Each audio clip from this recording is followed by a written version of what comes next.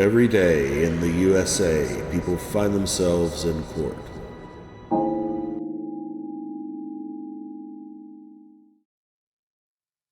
All right, we'll start with Bobby Joe Quiros and Robert Ward. Mr. Ward, come on up. Just right here at the table, please, sir. Just right here at the table is fine.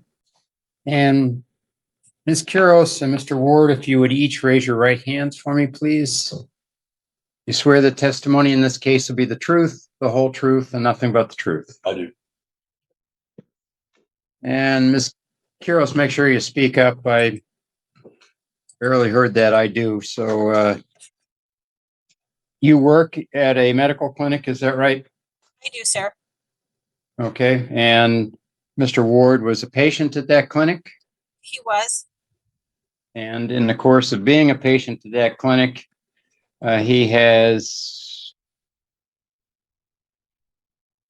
he's currently banned from the clinic, is that right? Yes, he is, sir. He's been removed completely as a patient. And that was because of allegations that he had threatened to shoot people, threatened to gut people, and he was banned from the clinic, and he still apparently is sending texts. Is that accurate? He has called the clinic on numerous occasions. He is still trying to contact to get refills on medications. Even after he was trespassed and he was contacted by the Ole PD police department, he has still tried to contact the clinic by calling. Okay. And when was the last call in your recollection? The last, he left a voicemail. The last one was on October 9th. Okay. Just before I was. Yeah, I'll get to you. And you were served sometime after the 9th of October, is that right? Yes. Okay. All right. Mr. Ward? Your thoughts? May I come up closer, sir? I have a hearing disability. Sure.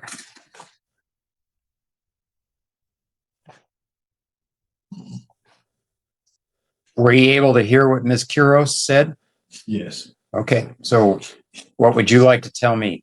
Completely deaf in my left ear, so That's fine. turn this way, Yep. sir. I need to tell you a bit about my physical condition because it bears on this. I've never been a defendant before. I have never been in court except to testify in real estate cases many years ago. Okay. So let me clarify. You're not a defendant. This isn't a criminal case. You're what's called a respondent on somebody's petition for a protection order. All right. I'm here because I think this petition should be withdrawn And why is that? because it is based on false information and misunderstandings and exaggerations in the reports. So let me just stop you. Do you think, well, first of all, is it your assumption that I have the power to order the clinic to allow you to return to them as a patient? No, sir. No, sir. I do not assume that, and I have no intention of ever going back to that clinic again or seeing anyone in multi-care again. You have my word on that. And also, Bobby, you have my, where is she? She can see you. Okay. You have my word, Bobby, that I will never disturb you or anyone else. And in fact, I never have. Here is, first of all, I want you to understand that I have a lot of things wrong with me. I'm 85 years old and I suffer from a multitude of maladies. Here is my doctor list. By terminating me at multi-care, they eliminated my primary care physician, my cardiologist, the endocrinologist that treats my diabetes, my urologist. I have several urinary tract problems. I am incontinent. I have to wear diapers. I have ear, nose, and throat specialist at multi-care that treats me for my hearing loss. I have a neurology and a hematologist. In total, this action has terminated seven of my primary care physicians in these various categories. In addition to that, I have all of these doctors that are heart surgeons, gastroenterologists, orthopedics, orthodontics, radiology. And I've had neurosurgery in my brain. Dr. Vieira, Dr. Beese, and Dr. Abuzed have done skull surgery on me. So I'm suffering from, number one, the hearing loss. And that is the most important thing I want to get across to you and to Bobby. Who I have always liked and gotten along with. I've been going to this clinic, what's the name? I've been going there ever since it opened. My primary doctor that I talk to is Dr. Kennedy, my cardiologist at Multicare. And he treats me for a multitude of things. They've done 2 heart operations on me. I have had multiple passing out episodes. They call it syncope. And I've had to go to the hospital once in the ambulance. They're having a hard time explaining these things. Okay, so let's relate this to their request for this protection order. All right. I take all these drugs. This is the number of drugs I take every day. I take 22 pills every day. I sleep with a CPAP machine. You know what that is. And without it, I wake up and I don't even know where I am, and I am not rested because I haven't slept. I only thought I had. I've only recently gone on the CPAP machine. The absence of sleep causes personality changes in me. I have diabetes, and sometimes I can control it, sometimes I can't. My blood sugar swings when they get too high or too low affect my mood and my attitude and my method of speech. And I want you to understand that. Here is a problem list from one of my doctors: diabetes, high blood pressure, high cholesterol, anxiety, stroke, syncope, that's the passing out, whatever these things, CAD, coronary artery disease. I've had 2 heart operations. The main problem here is I'm sure you've read these complaints and things. I have. And the words that appear repeatedly are loudly and yelling. And I want to explain to you that I was not yelling. I was not being loud. To the perception of the listener, perhaps, but not to me. And the reason for this is I have a kind of hearing. This is not normal old age hearing loss. What I have is I had an explosion in my ear, and my eustachian tube is apparently disconnected, and they can't fix it. I've seen 3 ear doctors about this, and they keep trying to treat it. One doctor charged me $6,000 to put in steroid injections. Medicare paid for most of it, but I was desperate. The hearing loss thing means that I can't hear myself. Most people don't know about this, but people who can't hear themselves. So I speak loudly so that I can hear myself. The person on the other end of the conversation thinks I'm yelling at them. This happens all the time. It's not just Bobby. Bobby's wonderful. She's the only person that I really like. In fact, I tried to put these things online. I couldn't do it. That's okay. I talked to. We'd like to show you But I said to, oh, hearing loss, I wanted to show you, these are the charts, anything below the top. Yeah, I trust that you have significant hearing loss. I understand the point you're making. So the yelling is pertaining to the hearing. Right. So let's talk about the words that were heard. I did not say those words, sir. I am an English major, a student of language with a minor in theater. And I don't talk this way. I would never use the word gut as a verb.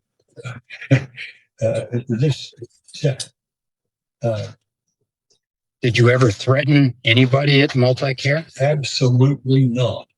I did And- not. And Bobby knows that I did not. I never threatened her or anyone else. And why in your mind would somebody perceive that you had? Because she alleges that I said I'll kill everybody. I'm never going to come back to a doctor again. I was very frustrated. And what did you say when you were frustrated? Well, I don't think I said anything that was profane, but I want you to understand that Bobby has been drawing blood for me for over 5 years. I seek her out because I consider us to be friends. I've known her for over 5 years. There's never been a problem with Bobby. Okay, so let me just focus you here, Mr. Ward. What did you say? You indicated to me you were very frustrated. What did you say in expression of that frustration? Well, I probably said something along the lines of what she has alleged.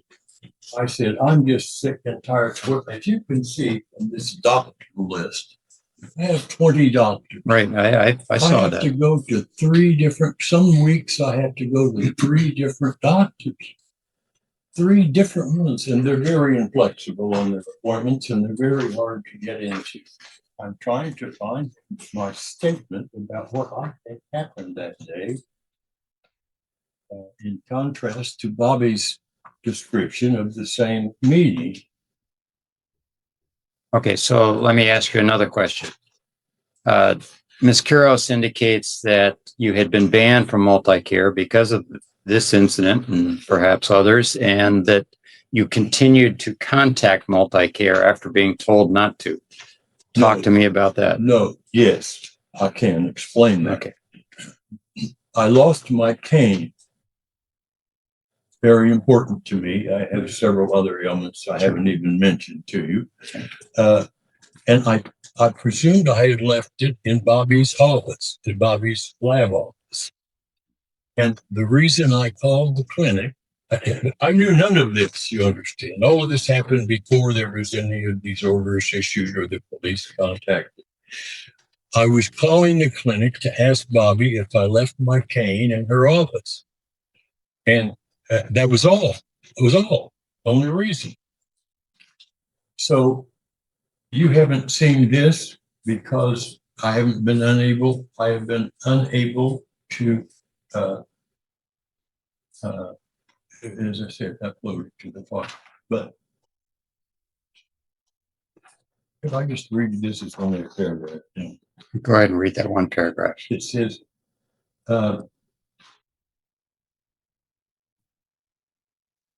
this is directed to Dr. Kennedy, my cardiologist at the clinic. It says, you and I had a wonderful meeting in your office on Thursday, 18 September.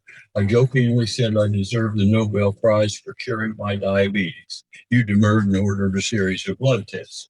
I departed without speaking to anyone, as it was late in the day. My appointment was at 4:30. The clinic closes at 5. And everyone had left. I was happy, as I always am, when I see you. Dr. Kennedy is my primary doctor, and we are good friends. He's been my cardiologist for over 10 years at 3 different clinics. The following Wednesday, 4 days after this appointment, I went to my 3 p.m. hematology appointment for my regular infusion of B12 and iron. Always a bad experience because most of the people in there are getting chemotherapy. Okay. Chairs. And so anyway, I said, To subdue my anxiety, I ingest one half of a Xanax before entering. I always feel great after those shots. B12 shots make me feel good. I have anemia, and I have to have regular, and pills don't work. I took pills for years, and for some reason they don't work, so they had to start giving me shots. I have to go in and get a shot every 2 weeks. The iron is only about once a month, and they're tapering that off. But anyway, I always feel great. As I left that clinic, which is about 2 blocks from Pulse Institute, that's where we all go, I decided to swing by and get the blood draw on my way home. There were several people waiting in the reception area and 2 girls busily talking on the phone behind the counter. I walked past them all in silence and went directly back to the check-in area for the lab. Nobody was present, so I dutifully filled out the regular blue form and put it in the little blue basket. That's the form. I mean, I know the procedure because I have blood draws at least once a month, sometimes twice. Okay.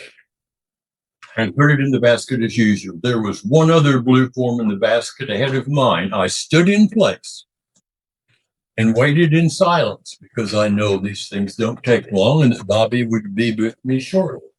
There was one other blue form in the basket ahead of mine. I stood in place and waited in silence. An unknown tech came out and escorted the male patient before me back to the lab. Almost immediately, Bobby, my regular hematologist, came out and greeted me warmly, as she always does. As I said, she's been drawing my blood for 5 years, and I always thought we were good friends. Bobby has been doing all my blood draws for several years, and we've become friends. She is diabetic as well, so we talk about that. We talk about dogs and particularly donuts, the food she misses most. She sometimes jokingly asks if I brought her donuts.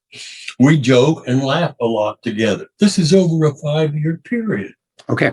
She is really the best I've ever known at her job and a genuinely kind person. I always leave in a fine mood because of Bobby. Here comes the important part. As I walked out of your clinic, I spoke to no one. No one. I was only there for a quick blood draw and to get out. It was 5:30 in the afternoon. I did not utter one word to anyone at Pulse on that Wednesday afternoon, except to Bobby inside her small. Not one word. The next day, Officer Heggie of the police department calls and says that Alicia, whom I do not know, sir, has reported me to the police for yelling, making profanities, and making threats. Well, if I made any threats, they were general threats. I didn't threaten any person. Of course, I didn't threaten Bobby. And what do you mean by general threat? Well, I said I was upset because my prescriptions weren't being filled, and I have, when you go. Okay, so let's just focus. What were the general threats? The general threats were, I said, I'm just going to stop going to doctors and die because I'm sick and tired of all these doctors and all these clinics and all these receptionists. It was just conversation between 2 people who have known each other for years. It never occurred to me that someone would think I was threatened. I've certainly never would threaten Bobby and never did. Okay. And she's the one who's applied for this order. I believe she's been coached. They sent me 30 pages. This complaint is 30 pages long, more than 30 pages, describing all sorts of things. Some of them don't apply to me, of course, children, custody, guns, things like that. And so I wrote 3 emails. All of this is before I was contacted by the police.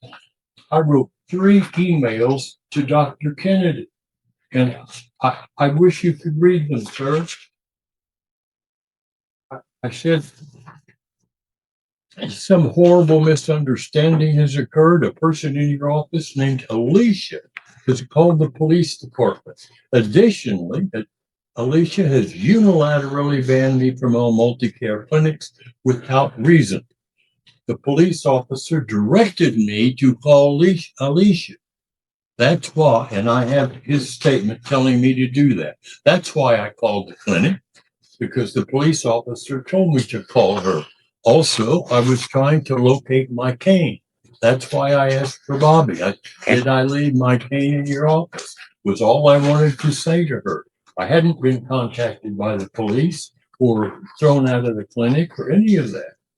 I believe this Alicia woman, for some reason, has a vendetta for me. And I believe that this entire statement by Bobby was written and coached and was a collaboration with this Alicia person. But I didn't know who was accusing me. I told him here in this email, who is accusing me? Where did this alleged offense occur? Who saw this? Can they describe the offender? These are valid questions. Please ask some independent person to investigate. I'm talking about the clinic manager or the district manager, someone like that. These girls at the front desk, Judge, they change all the time. There's an accusation in here that I came in 2 days early for my appointment. And the reason for that is they wrote 12/4 on the appointment and Thursday. Well, 12/4 isn't a Thursday. So I didn't know whether to come in on 12/4 or on Thursday. So I went in on 12/4. Said, here I am. And they said, your appointment's not for 2 days. And I showed them this card. Okay. And she tried, whoever the girl was, tried to take the card away from me. And I said, I wanted to show it to Dr. Kennedy. So I showed it to him and said, I was here 2 days ago. And they said it was the wrong day. And here's the card that shows that. Dr. Kennedy's remark to me was, they've started hiring a bunch of high school girls out there, and they don't know what they're doing. He said, anyway, you're here now. So we did that. So I've asked. Okay, so I'm going to, we'll bring this to a conclusion here. Okay, I think Bobby should withdraw this complaint because I didn't do these things. And if I just, my threats were general and they were in the course of a private conversation with Bobby, an old friend of mine and my lab technician for 5 years. It never occurred to me that she would be offended. I did not threaten her, and she will tell you that. I did not threaten any individual at all. I just said, I'm sick and tired of these doctors. I'm sick and tired of these receptionists in this doctor's office. I'm sick of it. I'm sick of taking 22. I take 22 pills every day. Okay, now you've told me this a number of times. Plus, so, I wear this mask thing. Right, I understand. We've run to the. It's just maddening. Sure. I have nothing else to do but take pills and go to doctor's appointments and puncture my finger, and I wear a monitor on my arm. And every time I go to a doctor, they give me a new pill. And then the next doctor I go to in Seattle says, oh my God, you shouldn't be taking that. Stop taking that. And I have conflicting information from all these doctors. And then I show up at appointments and they say, oh, that's been canceled. You'll have to go back in 2 months, which is the next available appointment. I'm in Seattle. And they're telling me this. Okay. And I can't keep up with all my doctor's appointments. All I do is take pills and take blood pressure readings at home. All right. So, Mr. Ward, thank you.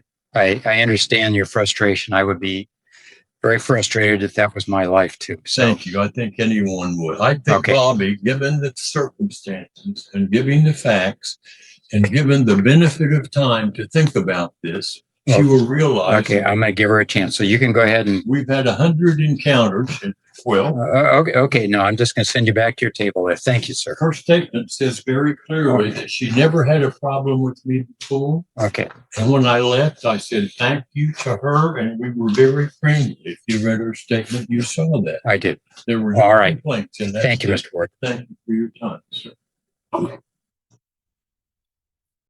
I hope I didn't leave anything out. There's so much. No, I think you covered it. Ms. Kuros, do you have anything else you want to add? Yes, Your Honor. So starting in July of 2024, Multicare has had Mr. Ward sign more than one behavioral contract for his outbursts and his violence. Obviously, Okay, Mr. Ward.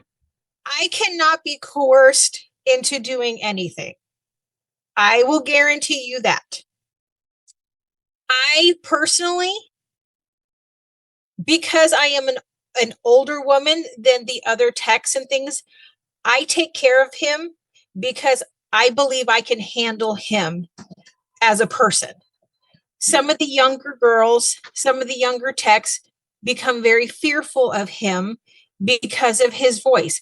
I have even told the police officer he has a very loud, aggressive voice. So don't take it as aggression. But that day in my office, he was more than 20 feet away from me when he was spewing his verbal vomit about gutting everybody in the clinic like a fish, letting them bleed out on the floor, shooting everyone between the eyes, and telling he didn't care if he lived. He was not going to take any more drugs. He was not going to take any more medications.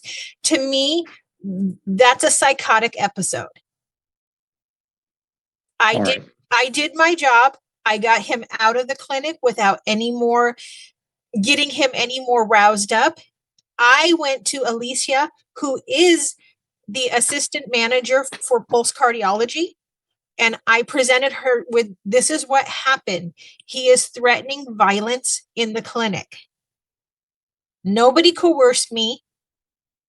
He was notified on 9/25 by Officer Higgins that he was no longer a patient from this facility. He's never used a cane before, Your Honor, so he wasn't looking for a cane. He was on the phone. I was standing next to Alicia when she was talking to Mr. Ward on the phone, and he was saying, why am I lying? I've never said that. Why would Bobby lie about that? I was standing right there listening to his whole conversation. But I had already filed for the restraining order. I shouldn't have to come to work in fear of finding my coworkers or somebody else dead in here and not knowing whether he's going to decide to turn on me. All right. Thank you, Ms. Quiroz. Respond, Your Honor. No, you don't need to. Thank you. All right. I've heard both of you give me your versions of this.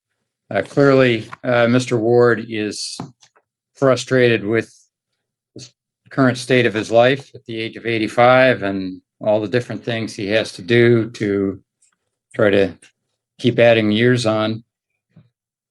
And it would be frustrating. I understand that. It's hard enough to go to one appointment and much less regular appointments, and many of them. But that's not a basis for the expression that maybe isn't intended at any particular person, but it's just an expression of frustration that involves threats to other people because of one's own frustration with where they are from their health. I am going to grant the request for the order. Mr. Ward, you're to have no contact with Ms. Quiroz for the next year at all. You're not to go within 1,000 feet of her workplace or her residence or herself. We'll give you a copy of this order. Ms. Quiroz, a copy will be available to you if you contact the court and wish a copy of that. Thank you, Your Honor. All right. Thank you, Ms. Quiroz. And Mr. Ward, we'll get to that copy in just a moment so you can sit tight.